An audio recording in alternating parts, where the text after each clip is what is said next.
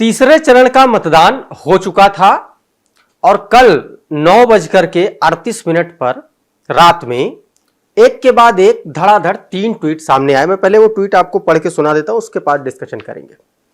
विदित है कि बीएसपी एक पार्टी के साथ ही बाबा साहेब डॉक्टर भीमराव अंबेडकर के आत्मसम्मान और स्वाभिमान तथा सामाजिक परिवर्तन का भी मूवमेंट है, जिसके लिए मान्यवर श्री कांसीराम जी व मैंने खुद भी पूरी जिंदगी समर्पित की है और इसे गति देने के लिए नई पीढ़ी भी तैयार की जा रही है। और इसी क्रम में पार्टी में अन्य लोगों को आगे बढ़ाने के साथ ही श्री आकाश आनंद को नेशनल कोऑर्डिनेटर व अपना उत्तराधिकारी घोषित किया। लेकिन पार्टी व मूवमेंट के व्यापक हित में पूर्ण परिपक्वता, मैं फिर दोहरा रहा हूं, पूर्ण परिपक्वता, मैच्योरिटी यानी कि मैच्योरिटी आने तक अभी उन्हें इन दोनों अहम जिम्मेदारियों से अलग किया जाता है और उनके पिताजी जो हैं वो पार्टी में अपनी सेवाएं जस के तस देते रहेंगे। यह ट्वीट बहुजन समाज पार्टी की कर्ता धर्ता मायावती ने कल किया था और इस ट्वीट के आते ही, इस पोस्ट के आते ही ना सिर्फ उत्तर प्रदेश बल्कि पूरे देश की सियासत में भूचाल सा आ गया कि ऐसा क्या हो गया कि कुछ ही महीनों में आकाश आनंद को आकाश से जमीन पर लापटका बहन कुमारी मायावती जी ने। आज इसी पर चर्चा करेंगे और डिस्कशन करेंगे कि आखिर वो कौन कौन से बिंदु थे, कौन कौन से पॉइंट थे, और जो चर्चा एक और चल रही है सोशल मीडिया में कि आखिर मायावती जी का रिमोट किसके हाथ में है, उसको भी एक्सप्लोर करेंगे। हमारे साथ ही हमारे सहयोगी अभिषेक पांडे जी हमारे साथ मौजूद हैं। अभिषेक भाई बहुत बहुत स्वागत है आपका। जो पोस्ट मैंने मायावती जी का अभी पढ़ा, जाहिर सी बात है आपने भी पढ़ा होगा, क्या लग रहा है उससे? देखिए, मुझे लगता है कि ये परिवार और पार्टी दोनों के बीच में मायावती जी ने एक सेफ गार्ड का काम किया है। उन्होंने दोनों की ही जिम्मेवारी बाखूबी निभा दी है। आकाश आनंद 28 साल का युवा लड़का विदेश से पढ़ के आता, हम लोग इस पे चर्चा कर चुके हैं। वो याद दिलाता है बिल्कुल पुराने जमाने की मायावती जी की, वही आक्रामक तेवर, उसी तरीके से बात करना। और जब आप जन रैलियों से बाहर निकलिए तो वही सॉफ्टनेस, वही सौम्यता भी है उसके अंदर। लेकिन बात यह है कि आप जब भीड़ देखते हैं, अथाह भीड़ देखते हैं, बसपा कैडर को देखते हैं, आप कुछ ऐसा ना बोल जाइए जो आपके गले की फांस बन जाए। आकाश आनंद लगातार जो जनसभाएं कर रहे थे, 3-4 ऐसे मौके आए, उन्होंने वो सीमाएं पार की। बीएसपी एक मूवमेंट की पार्टी है, उसमें इन सब चीजों का स्कोप नहीं होता है कि आप गोली दाग दो, गोली मारने का मन करता है, जूते मारो, लाठी मारो, और क्या आपका मन नहीं करता। इस तरीके की जोशीली बातें करते करते वो बहक गए, आतंकवादियों से तुलना कर दी सरकार की, बहुत कुछ ऐसा बोल गए जो मुझे लगता है कि आने वाले वक्त में आकाश आनंद की मुश्किलें जो बढ़ती हुई दिख रही थी, बसपा प्रमुख मायावती ने उसको रोक दिया है। आने वाले समय में आकाश आनंद अगर यहीं पे नहीं रोके जाते तो इससे भी एक कदम आगे कुछ और बोल सकते थे, उनके लिए मुश्किलें बढ़ जाती। इसीलिए मुझे लगता है कि सेफ गार्ड का काम किया कि उनको वहीं रोक दिया गया है।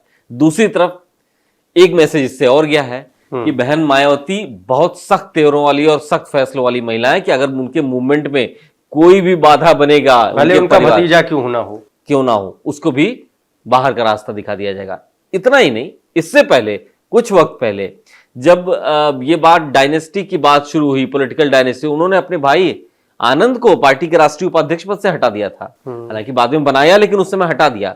तो मैसेज देने वाली बात है, लाउड एंड क्लियर, कि अगर हमारे परिवार का भी कोई होगा, बीएसपी मूवमेंट को प्रभावित करेगा, बसपा के मतदाताओं के बीच में उन्होंने मैसेज क्या एक चर्चा ये भी नहीं है कि लगातार वो आदर्श आचार संहिता के उल्लंघन की जो खबरें थी उन पर लगातार प्रेशर बनाते हुए चली आ रही थी सरकारों पर, चुनाव आयोग पर, और दूसरी तरफ आकाश आनंद उन्हीं की उन बातों को कॉन्ट्रडिक्ट कर रहे थे, लगातार आदर्श आचार संहिता के नियमों को कहीं ना कहीं धता बता रहे थे। सीतापुर की वो रैली बहुत बड़ा एग्जाम्पल है, एफआईआर भी दर्ज हुई, बहुत सारी बातें, और माफी भी नहीं मांगी। एक बड़े न्यूज एजेंसी के इंटरव्यू में उन्होंने साफ तौर पर उसके बाद कहा कि नहीं, माफी मांगने का कोई सवाल नहीं पैदा होता, हमने कुछ गलत नहीं कहा।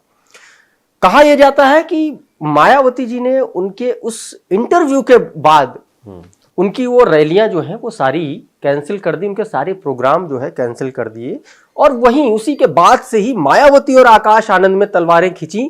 बावजूद उसके बहुजन समाज पार्टी ने कार्यक्रम रद्द किए, बावजूद उसके वो अलीगढ़ में प्रोग्राम कर रहे हैं छात्रों के साथ, वो दिल्ली में प्रोग्राम कर रहे हैं, वो ऑनलाइन सेमिनार अटेंड कर रहे हैं, जो भारत के जो बाहर के लोग रहते हैं, तमाम सारे ऐसे काम हुए, उसके बाद कहा जा रहा है कि मायावती ने ऐसा फैसला लिया। देखिए, एक तो उनको अपने मतदाताओं को एक संदेश देना था कि भाई हमारा जो काम करने का स्टाइल है वो ये नहीं है, वो दूसरे तरीके से जो मैं करती हूँ वो है। तो वो मैसेज दे दिया और ये संदेश चला गया डीप रूटेड नीचे तक कि देखिए बहन जी हैं, वो बहुत अपने पार्टी में भी किसी को नहीं बचती अगर कोई गलत करता है तो। दूसरी बात, मुझे ऐसा लगता है कि आकाश आनंद को उन्होंने सेफ गार्ड किया है। एक नौजवान को जो जिस तरीके से जोश में भटक जा रहा था, मुझे लगता था कि पार्टी का उत्तराधिकारी तो वही है, कोई और है भी नहीं उनके यहाँ, आप समझ लीजिए। मतलब आप ये कह रहे हैं कि जो मायावती जी ने लिखा है अपनी पोस्ट में कि वो अभी मैच्योर नहीं है। यस, तो वो मतलब सच बात है कि वो मैच्योर नहीं है। इमेच्योरिटी में ऐसे बयान दे गए, हम लोग खुद भी सुन रहे थे तो हम लोग को ये लगता था कि यार ये जो नौजवान है कुछ बहुत अलग ही मिजाज का दिख रहा है। बोला जिस तरह कनेक्ट कर रहे थे अपने कार्यकर्ताओं से, अपने अपने अपने वोटर्स से, अपने लोगों से, और जो भाषा शैली थी उनकी, आवेश में मुझे लगता है कि जरूरत से ज्यादा वो बोल गए, इसीलिए कई जगहों पे ऑब्जेक्शन हुआ। फिर बसपा प्रमुख को मुझे लगता है ये मेरा आकलन, उनको ये महसूस हुआ कि इस तरह तो ये जो है ये खुद ही कुल्हाड़ी मार लेगा अपने पैरों पे, उसको रोका गया वहां पे और वो लिखा गया मैच्योरनेस, फुल मैच्योरनेस तक, यानी जब ये परिपक्व हो जाए, इनको समझ में आ जाए राजनीति की, कुछ दिन काम कर लें तो उसके बाद इनको। लेकिन इसका एक दूसरा एंगल भी है कि आपने अपने भतीजे को इतनी बड़ी जिम्मेदारी सौंपी क्यों? क्या आपको ये पता नहीं था? और दूसरी बात, अब इस तरीके का आपने पोस्ट किया, इसका मतलब आपने एक तरीके से आकाश आनंद के पॉलिटिकल करियर पर प्रश्न चिन्ह लगा दिया। एक तरीके से बेइज्जती के तौर पर देखा जा रहा है इस पूरे पोस्ट को कि आकाश आनंद की ये बेइज्जती है। आकाश आनंद के लिए शर्मिंदगी है ही। अगर उनके परिवार की मुखिया उनकी तरफ से इस तरीके का स्टेटमेंट आता है कि अभी अपरिपक्व है, इमेच्योर है, उन्होंने लिखा है इस चीज को, इमेच्योर है, और इसलिए उनसे ये दोनों महत्वपूर्ण दायित्व, नेशनल कोऑर्डिनेटर और पार्टी और उनका उत्तराधिकारी, दोनों वापस ले लिया जाता है। यानी उनका देखिए मिशन बहुत क्लियर है, उनको पता है कि मुझे इनको सेफ गार्ड भी करना अपने भाई को और अपने भतीजे को, क्योंकि मुझे लगता है पार्टी वही आगे लेकर के जाना, उन्हीं लोगों को देखना है। और दूसरी बात कि जो मूवमेंट है पार्टी का वो ना टूटे, कोई एक्सटर्नल प्रेशर ना आए, मसलन सरकारों के मकड़ जाल में अगर आकाश आनंद फंस गए तो आप समझिए क्या स्थिति होगी। बसपा प्रमुख मायावती की यही सबसे बड़ी खासियत है, इतने साल के लंबे पॉलिटिकल करियर में वो सरकारों के मकड़ जाल में कभी नहीं फंसी हैं, आज तक कोई उनके दरवाजे पहुंचा नहीं है। ये बात तो और हम लोग इससे पहले भी इसको लेकर के बात कर चुके हैं। लेकिन एक बात अभिषेक जी ये है कि क्या मैं वही नहीं समझ पा रहा हूं, क्या आकाश आनंद इतने इमेच्योर हैं कि उनको इतनी बड़ी जिम्मेदारी देने से पहले मायावती ने इन सब पहलुओं के बारे में उनको बताया नहीं क्या? और अगर बताया तो उनको दरकिनार क्यों किया गया आकाश आनंद द्वारा? क्या ये एक सोची समझी रणनीति थी आकाश आनंद की कि पार्टी का एक चेहरा है, एक फेस है, एक बदलना है, ठीक है, जो बुआ जी कह रही हैं कहने दीजिए, हम अपने हिसाब से चलेंगे? तो मतलब मायावती के भी जो डिसीजन हुआ पिछला, उस पर भी सवाल उठ रहे हैं। फिर देखिए ये बात तो बहुत स्पष्ट है, ये समझ लें कि जब उनके पिता आनंद की नहीं चली, मतलब वो मायावती जी को सुपरसीड तो कर नहीं सकते, उनको हटा दिया गया। जब एक सवाल उठा कि आपके यहाँ परिवारवाद, तो उन्होंने तुरंत हटा दिया था। तो आकाश आनंद की कम से कम इतनी क्षमता नहीं है, जहां तक मुझे लगता है, कि वो अपनी बुआ के फैसलों को सुपरसीड कर पाए या दरकिनार कर पाए। ये लेकिन उनकी जो पॉलिटिकल ट्रेनिंग जो चल रही थी लगातार, हमने देखा सहारनपुर में नगीना में गए थे, उनके साथ देखा गए थे 2022 के चुनाव में काफी सक्रिय, उनकी पॉलिटिकल ट्रेनिंग अभी चल रही थी।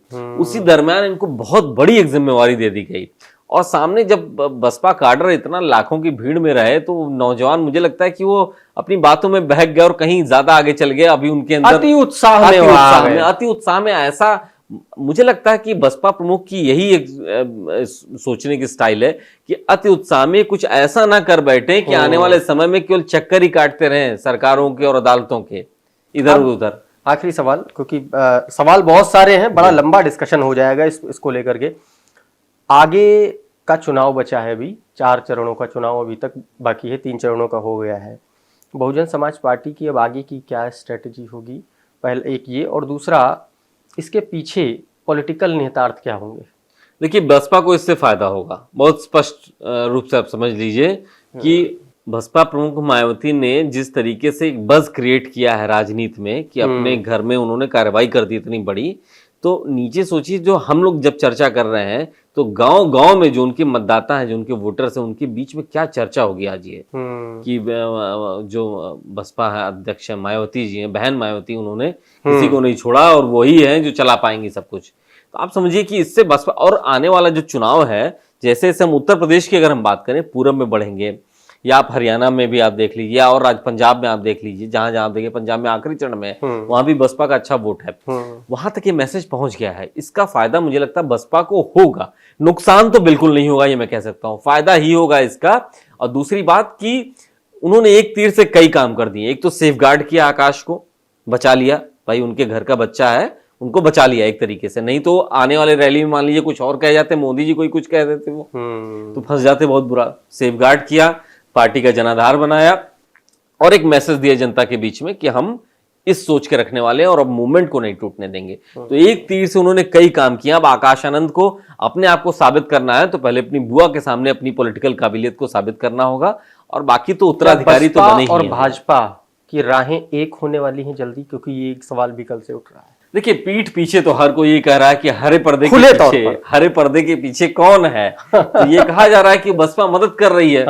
मदद, और एक तरीके से ये भी आकाश आनंद वाले घटना को भी उसी से जोड़ के देखा जा रहा है कि भाई आकाश आनंद अगर आप सुरक्षित अपने घर में बैठे हैं इतना कहने के बाद, तो उसके पीछे भी बहुत कुछ लेन देन हो सकता है। तो मुझे लगता है कि जो बी टीम सी टीम की बातें बसपा बीजेपी के बीच में चल रही हैं, समाजवादी पार्टी लगातार कह ही रही है, अंदर खाने क्या है ये तो लोग देख ही रहे हैं। लेकिन फैसले तो तमाम सारे इस तरीके के फैसले बता रहे हैं कि किसको फायदा पहुंचाने की कोशिश है। लेकिन आकाश आनंद का ये जो पूरा इंसिडेंट रहा, ये जो पूरा चैप्टर रहा, जो पिछले 12-14 घंटों से लगातार चल रहा है, उत्तर प्रदेश ही नहीं पूरे देश में चर्चा का विषय बना हुआ है, इस पर आपको क्या लगता है? आकाश आनंद को बुआ जी ने क्यों हटा दिया? आप अपना आकलन हमारे कमेंट बॉक्स में लिखिए। हमारा विश्लेषण, हमारा एनालिसिस अगर आपको अच्छा लगा है तो इसको लाइक कीजिए और दूसरों तक भी पहुंचाइए। हमारे वीडियोस अगर आपको इसी तरीके के वीडियोस अच्छे लगते हैं तो हमारे चैनल को सब्सक्राइब कर लीजिए, हमारे पेज को फॉलो कर लीजिए। हमारे प्लेटफॉर्म का नाम है डेली लाइन।